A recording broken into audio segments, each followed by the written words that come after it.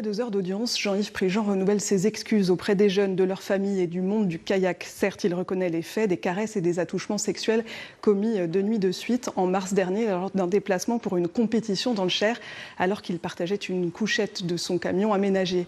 Mais l'ancien champion parle d'un moment d'écartement et n'explique pas son geste. Aujourd'hui, il est toujours dans ce questionnement de pourquoi ce passage à l'acte.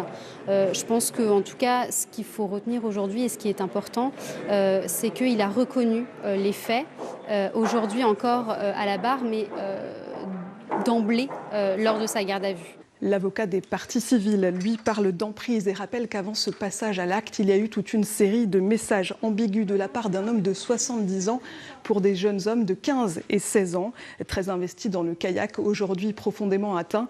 Leurs espoirs de carrière sportive sont aujourd'hui compromis. Ils avaient beaucoup d'admiration pour Jean-Yves Prigent, lié à son palmarès, lié à la confiance qu'il avait acquis dans l'ensemble de la communauté du kayak français. La relation qu'ils avaient, c'était une relation effectivement d'entraîneur à entraîné. Initialement, en tout cas, c'est celle-ci qu'ils auraient dû avoir si Jean-Yves Prigent n'avait pas instauré une véritable relation d'emprise. Dans son réquisitoire, l'avocate générale a salué le courage de ces 2 jeunes hommes qui ont eu la force de dénoncer les agissements dont ils ont été victimes. Jean-Yves Prigent est condamné à une peine de 4 ans d'emprisonnement, dont 3 avec sursis probatoire. Il a également interdiction de paraître au Kayak Club de Rennes et au Pôle France de Cesson-Sévigné.